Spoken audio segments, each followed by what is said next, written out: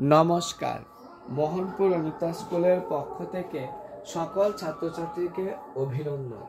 সত্যি বলতে বিনা অর্থের বিনিময়ে পাওয়া কোনো কিছু মূল্য মানুষ সহজে বুঝতে চায় না, আর যখন বুঝে তখন তা পরিশোধ করার কোনো ক্ষমতা থাকে না।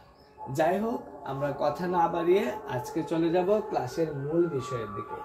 আজকে যে ক্লাসটা আমি তোমাদের করাচ্ছি সেটা হলো দ্বাদশ শ্রেণীর হিস্টোরি কতগুলি ইম্পর্টেন্ট প্রশ্ন।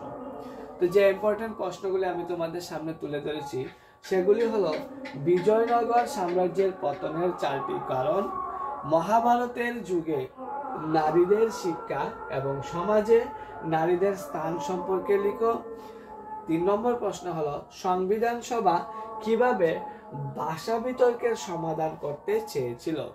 আর 4 নম্বর হলো যাজ্ঞবল্ক্য স্মৃতিতে কয় প্রকারের স্ত্রীধনের কথা বলা হয়েছে এবং সেই স্ত্রীধন সম্পর্কে কিন্তু আলোচনা করা দরকার। যদিও আমি এই প্রশ্নটাতে আলোচনা করিনি, তবু তোমাদেরকে অন্য একটা ক্লাসে সেই স্ত্রীধনের কথা সম্পর্কে আলোচনা করে দেব। তারপর হলো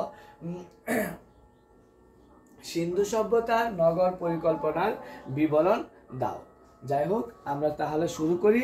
আজকের যে প্রথম প্রশ্ন সেটা হলো বিজয়নগর সাম্রাজ্যের পতনের কারণ উল্লেখ করো।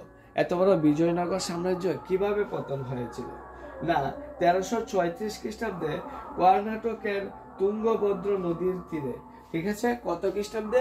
1336 খ্রিস্টাব্দে। তোমরা কিন্তু অবশ্যই জেনে রাখবে 1336 খ্রিস্টাব্দে তুঙ্গভদ্র নদীর কিনারে কি করেছিল? সঙ্গম নামে একটি রাজবংশ বিজয়নগর সাম্রাজ্য প্রতিষ্ঠা করেছিল।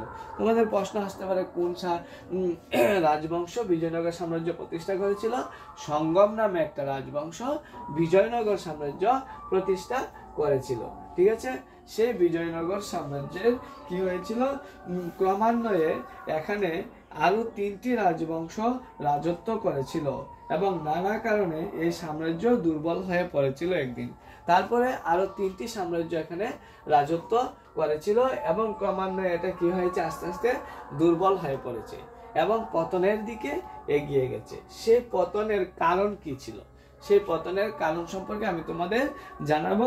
সেই পতনের কারণ হিসাবে প্রথম ছিল কেন্দ্রীয় শক্তির দুর্বলতা। মানে যে কেন্দ্রীয় শক্তি ছিল সেই শক্তিটা আস্তে আস্তে কি হয়েছিল? দুর্বল হয়ে পড়ে গিয়েছিল। ঠিক আছে, সেই শক্তি কেন দুর্বল হয়ে পড়েছিল? কারণ বিজয়নগর সাম্রাজ্যের প্রাদেশিক সরকার ও উচ্চপদস্থ আমলারা নানা রাজনৈতিক ও অর্থনৈতিক ক্ষমতা ভোগ করত। বিজয়নগর সাম্রাজ্যের যে প্রাদেশিক সরকার ছিল এবং উচ্চ পদে যে রাজা মন্ত্রীরা ছিল তারা কি করত? প্রাদেশিক ক্ষমতা ভোগ করেছিল এবং বিভিন্ন ক্ষমতা তাদেরকে দেওয়া হয়েছিল। তারা সৈন্যবাহিনীর তত্ত্বাবধান ও তার দেখভাল করতেন। মুদ্রা ছাপানোর অধিকারও তারা ভোগ করত। এসব কারণে তারা রাজাদের দুর্বলতার সুযোগ নিয়ে কি করছিল? যে এলাকায় সুযোগ নিয়ে তারা এলাকায় শক্তিশালী হয়ে উঠেছিল। মানে কিছু এলাকা তারা শক্তিশালী হয়ে উঠে, যেহেতু রাজারা কি করেছিল? তাদের উপর সব অধিকার দিয়ে দিয়েছিল। এই জন্য দেখা যায় যে প্রথমে তারা কি হয়েছিল? প্রথম দিকে তারা কেন্দ্রীয় শক্তির দুর্বলতা হয়ে পড়েছিল। এভাবে কেন্দ্রীয় যে শক্তি ছিল, কেন্দ্রীয় শক্তি দুর্বলতা হয়ে পড়ে গিয়েছিল। ঠিক আছে, দুর্বল হয়ে পড়েছিল। তাহলে তোমরা বুঝতে পারলে যে প্রথম কেন সাম্রাজ্য পতনের দিকে এগিয়ে গেছে? কেন্দ্রীয় শক্তি দুর্বল হয়ে পড়েছিল। তারপর যে দুর্বল উত্তরাধিকারী পরে একের পর এক এসেছিল। দুর্বল উত্তরাধিকারী 1509 খ্রিস্টাব্দে বিজয়নগরের ক্ষমতা দখল করে তুলব বংশ। 1509 খ্রিস্টাব্দে কি করেছিল? তুলব বংশ বিজয়নগর সাম্রাজ্য অধিকার করেছিল। কোন বংশ? তুলব বংশ। প্রথম ছিল সঙ্গম বংশ। তারপর হলো কি? তুলব বংশ। এই বংশের শ্রেষ্ঠ রাজা ছিলেন রাজা কৃষ্ণদেব রায়। তিনি বলিষ্ঠ হাতে সাম্রাজ্যের উপর কৃতিত্ব প্রতিষ্ঠা করতে সক্ষম হয়েছিলেন, কিন্তু তার মৃত্যুর পর কেন্দ্রীয় শক্তি আস্তে আস্তে কি হয়েছিল? দুর্বল হয়ে পড়েছিল। কারণ পরবর্তী শাসকগণ ছিলেন দুর্বল। মানে কৃষ্ণদেব রায়ের পরবর্তী যে শাসকগণ ছিল তারা ছিল খুবই দুর্বল। ফলে সাম্রাজ্য ক্রমান্বয়ে দুর্বল থেকে আরো দুর্বল হয়ে পড়েছিল। ঠিক আছে, এগুলো দ্বিতীয় কারণ। তারপর তৃতীয় কারণ হিসাবে তোমরা দিবে কি, বাহমনি সাম্রাজ্যের সঙ্গে দ্বন্দ্ব, মানে তাদের পার্শ্ববর্তী যে সাম্রাজ্য ছিল সেটাই ছিল বাহমনি সাম্রাজ্য। প্রায় একই সময়ে দক্ষিণ ভারতের বাহমনি সাম্রাজ্য গড়ে ওঠে, কিন্তু এই সাম্রাজ্যের সঙ্গে নানা কারণে তাদের বিরোধ বা যুদ্ধ লেগেই থাকতো। এর ফল ভালো হয়নি এবং সংঘর্ষের ফলে বিজয়নগর সাম্রাজ্য কি হয়েছিল, ধ্বংসের দিকে বা পতনের দিকে এগিয়ে যাচ্ছিল। মানে বাহমনি সাম্রাজ্যের সঙ্গে তাদের ক্রমাগত যুদ্ধ বা বিবাদ লেগে থাকতো। এই কারণে তারা কি হয়েছিল, আস্তে আস্তে দুর্বল হয়ে পড়েছিল, কারণ যুদ্ধ সবসময় বিনাশ ডেকে আনে। তারপর হলো তালিকোটার যুদ্ধের পরাজয়। তারপর 1509 থেকে চলে গেল কৃষ্ণদেব রায়ের আমলের পরে 1565। তারপর 1565 সালে কি হলো, মানে অন্তিম সময়ে 1565 খ্রিস্টাব্দে তালিকোটের যুদ্ধে বিজয়নগর রাজা সদাশিব রায় সহ তার মন্ত্রী রাম রায় পরাজিত হলে বিজয়নগরের দুর্বলতা প্রকট হয়ে পড়ে। মানে সদাশিব রায় সহ রাম রায় তারা সবাই কি হলো, পরাজিত হয়েছিল তালিকোটের যুদ্ধে।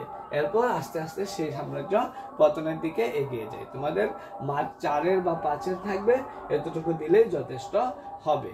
তারপর সেটা প্রশ্ন, মহাভারতের যুগে নারীদের শিক্ষা এবং সমাজে নারীদের স্থান কিরকম ছিল মহাভারতের যুগে? ঠিক আছে, সে উত্তরটা আমি বলছি। তাহলে আমরা বলতে পারি মহাভারতের যুগে নানা পরিবর্তনের ক্ষেত্রে নারীদের স্থান ছিল একটা বিশেষ উল্লেখযোগ্য, মানে নারীরা একটা উল্লেখযোগ্য স্থান দখল করে রেখেছিল। ঠিক আছে, এর মধ্যে কি মহাভারতের যুগে সমাজ জীবনেও নানা পরিবর্তন এসেছিল। যেমন ধরো লিঙ্গভেদে নারীদেরকে কিরকম করে রাখা হতো, লিঙ্গভেদেও নারীদেরকে কি করা হতো, ছোট করে রাখা হতো মহাভারতের যুগে। যেমন ধরো দ্রৌপদী ছিল, কুন্তী ছিল, ওরা ছিল তাদের মধ্যে। এছাড়া অতিরিক্ত যে মহিলারা বা নারী, তাদের কোনো বিশেষ উল্লেখ পাওয়া যায়নি। এ যুগে কন্যা সন্তানের জন্ম কাঙ্ক্ষিত ছিল না, কারণ পরিবারের উত্তরাধিকারী হিসাবে পুত্র সন্তানকে প্রাধান্য দেওয়া হতো, তাকে সিংহাসনের উত্তরাধিকারী হিসাবে বিবেচনা করা। যেহেতু পুত্র সন্তান যুদ্ধ বিগ্রহ ছিল, তো মহাভারতের যুগে মানে যুদ্ধ হতো বেশি, এই জন্য দেখা যায় মানুষ পুত্র সন্তানেরই বেশি কামনা করত, কন্যা সন্তানের বেশি কামনা করত না, এবং পুত্র সন্তানকেই বেশি প্রাধান্য দিত, কেননা তাদেরকে রাজবংশ টিকিয়ে রাখতে হবে, বংশের প্রদীপ ঝালিয়ে রাখতে হবে। তাছাড়া অন্য একটি কারণ ছিল কি, মহিলা মর্যাদা এবং ক্ষমতা। তাহলে মহিলাদের কিরকম মর্যাদা দেওয়া হতো না, মহিলাদের এ যুগে দেখা যেত বিবাহযোগ্য মহিলাদের স্বগোত্রে বিবাহ দেওয়ার রীতি ছিল না, অর্থাৎ সে যুগে মহিলাদের অসবর্ণ বিবাহ হতো। সমাজে মাতা ও পিতৃস্থানীয়রা বিশেষ মর্যাদার আসনে অধিষ্ঠিত ছিল। বিবাহিত মহিলারা পিতার সম্পত্তি থেকে বঞ্চিত হতো, একমাত্র স্ত্রীধনের উপরই তাদের বিভিন্ন অধিকার ছিল। মানে পিতার সম্পত্তি থেকে তারা সম্পূর্ণ বঞ্চিত হয়ে যেত, একমাত্র স্ত্রীধনের উপরই তারা বেশি কি ছিল, অধিকারী ছিল, আর অন্য কোনো অধিকারী ছিল না। তারপর তৃতীয় যে পয়েন্টটা উঠছে সেটা করবে তোমরা, মহাভারতের যুগে নারীদের শিক্ষা। হ্যাঁ, নিশ্চয়ই আমাদের মনে প্রশ্ন জাগে, মহাভারতের যুগে নারীদের শিক্ষা কিরকম ছিল? শিক্ষাও তেমন উন্নত ছিল না, নারীদেরকে সমাজের একটা দুর্বল শ্রেণী হিসাবে ভাবা হতো। ঠিক আছে, তাহলে শিক্ষা সম্পর্কে বলতে গিয়ে আমি বলবো মহাভারতের যুগে বেশ কি ছিল, কয়েকজন উল্লেখযোগ্য নারী চরিত্রের নাম পাওয়া গিয়েছিল। এদের মধ্যে কুন্তী, গান্ধারী, সত্যবতী, দ্রৌপদী, শকুন্তলা প্রমুখরা ছিল। সে যুগে গান্ধারী, কুন্তী প্রমুখ আদর্শ মাতৃস্থানীয় চরিত্রে উল্লেখ পাওয়া যায়, যাদের ব্যক্তিত্বের মধ্যে যথেষ্ট শিক্ষার ছাপ লক্ষণীয় ছিল। মানে যারা মোটামুটি একটু পড়াশোনা করেছিল। উচ্চবর্ণের মহিলারা বিভিন্ন শাস্ত্র অধ্যয়ন করত, এমনকি তারা যুদ্ধবিদ্যায় ও ধনুক চালানোও পারদর্শী হতেন। উদাহরণ হিসাবে চিত্রাঙ্গদার নাম বিশেষ উল্লেখ করা যায়, মানে তিনি ছিলেন মণিপুরের রাজকন্যা। ঠিক আছে, মানে নারীদের তেমন কোনো মর্যাদা ছিল না, তবে কয়েকজন ছিল যারা কি করত, উচ্চ শিক্ষায় শিক্ষিত ছিল এবং শিক্ষা গ্রহণ করত, এবং তারা যুদ্ধ বিগ্রহ করত। এর মধ্যে মণিপুরের যে রাজকন্যা ছিল তার নাম বিশেষ উল্লেখযোগ্য ছিল। এবার আমাদের যে প্রশ্ন সেটা হলো, সংবিধান সভা কিভাবে ভাষা বিতর্কের সমাধান করতে চেয়েছিল? সংবিধান সভায় কি ছিল যে ভাষা সংক্রান্ত বিষয়ে তীব্র বাদানুবাদের সৃষ্টি হয়েছিল। গান্ধীজি এবং কংগ্রেস হিন্দি এবং উর্দু সংমিশ্রণে গঠিত হিন্দুস্তানি ভাষাকে জনপ্রিয় এবং সাধারণ মানুষের ভাষা মনে করতেন। ভারতীয় সংস্কৃতিতে এই মিশ্র ভাষা অনেক সমৃদ্ধ হয়েছিল। গান্ধীজি কি করেছিল? হিন্দি এবং উর্দু সংমিশ্রণে গঠিত হিন্দুস্তানি ভাষাকেই জনপ্রিয় করতে চেয়েছিলেন গান্ধীজি। কিন্তু এর মধ্যে কিছু বাধা নিষেধ দেখা দিয়েছিল। যেমন ধরো, অনেক বছর ধরে বিভিন্ন সূত্র থেকে অনেক শব্দ এবং শব্দের অর্থ এই ভাষার অন্তর্ভুক্ত করা হয়েছিল, যার ফলে এই ভাষা অনেকের কাছে বোধগম্য হয়।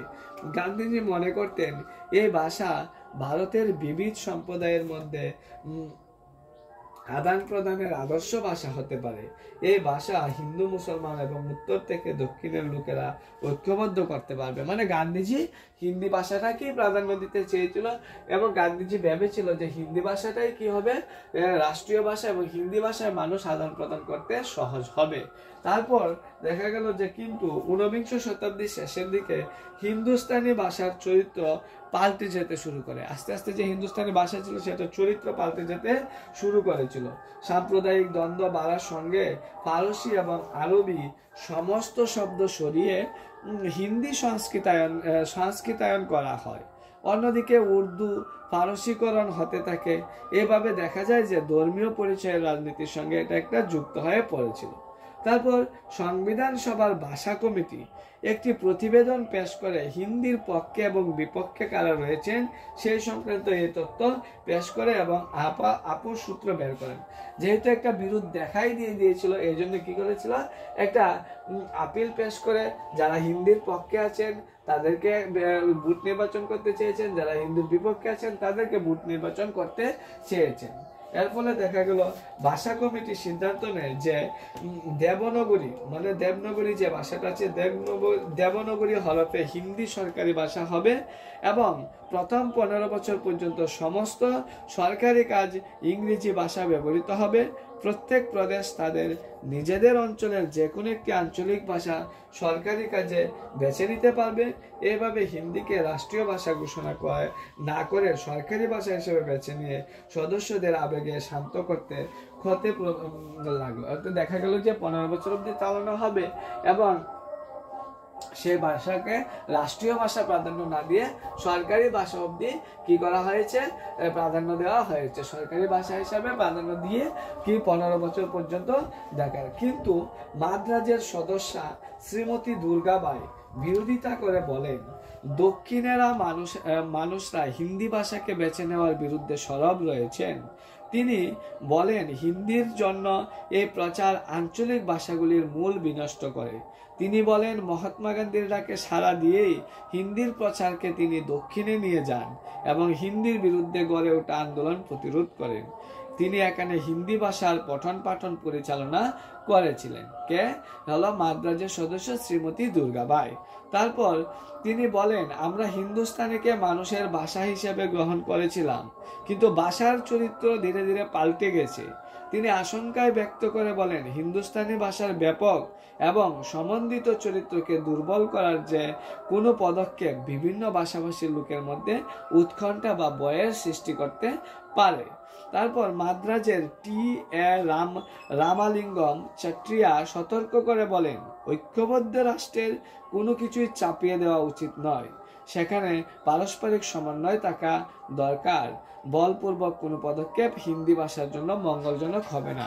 তিনি বলেন যে বলপূর্বক ভাবে হিন্দি ভাষাকে চাপিয়ে দেওয়া যাবে না। ঠিক আছে। তারপর যে প্রশ্নটা সেটা হলো যাজ্ঞবল্ক স্মৃতিতে কয় প্রকারের স্ত্রীধনের কথা বলা হয়েছে? যাজ্ঞবল্ক স্মৃতিতে 7 প্রকারের স্ত্রীধনের কথা বলা হয়েছে। সেই স্ত্রীধন সম্পর্কে আমি আলাদা একটা ক্লাস করে দিয়েছিলাম। সেই স্ত্রীধনগুলি হলো কি 7 প্রকারের যে স্ত্রীধনের কথা বলে 6 প্রকার, 7 প্রকার না, 6 প্রকারের স্ত্রীধনের কথা বলা হয়েছে। 6 প্রকার স্ত্রীধনের কথা বলা হয়েছে। ঠিক আছে। কত প্রকার? 6 প্রকার। তুমি কিন্তু মনে রাখবে। ঠিক আছে। এই স্ত্রীধনগুলি হলো অর্ধাগ্নি, অর্ধাবাহন, প্রীতিদত্ত, মাতৃদত্ত, ভাতৃদত্ত এবং পিতৃদত্ত। এই স্ত্রীধনের কথাগুলি বলা হয়েছিল। তারপর যে প্রশ্নটা সেটা হলো সিন্ধু সভ্যতার নগর পরিকল্পনার বিবরণ দাও। সিন্ধু সভ্যতাতে নগর পরিকল্পনা হয়েছিল সেই সম্পর্কে বিবরণ দাও। সিন্ধু সভ্যতার নগর পরিকল্পনার মধ্যে ছিল, প্রথম ছিল বৃহদাকার, কারণ সিন্ধু সভ্যতা ছিল অনেক বড়। এটি ছিল একটি সর্ববৃহৎ নগর কেন্দ্রিক, যার আয়তন ছিল প্রায় 200 হেক্টর। সিন্ধু সভ্যতার আয়তন ছিল প্রায় 200 হেক্টর। ঠিক আছে, আয়তন প্রায় 200 হেক্টর। তাহলে তোমরা অবশ্যই মনে রাখবে, কিন্তু সিন্ধু সভ্যতার আয়তন ছিল কতটুকু? প্রায় 200 হেক্টর। তারপর হলো বাড়িঘর, যেমন ধরো মহেঞ্জোদারোতে বাড়ি নির্মাণের 9টি স্থল পাওয়া গেছে। বাড়িগুলি তৈরি হতো পোড়ামাটির ইট দিয়ে, গ্রিড পদ্ধতিতে। বন্যার হাত থেকে রক্ষা পাওয়ার জন্য বাড়িগুলি উঁচু পাটাতনের উপর তৈরি করা হতো। বাড়িঘরে গুলির উপরে দিকে পাথরের তৈরি জাজির লাগানো হতো। তারপর যেটা হলো রাস্তাঘাট, না বাড়িঘর নির্মাণের আগে রাস্তাঘাটগুলি তৈরি করা হতো, যার উপকরণ ছিল পোড়ামাটির ইট। রাস্তাগুলি 6 থেকে 10 মিটার বেশি চওড়া ছিল।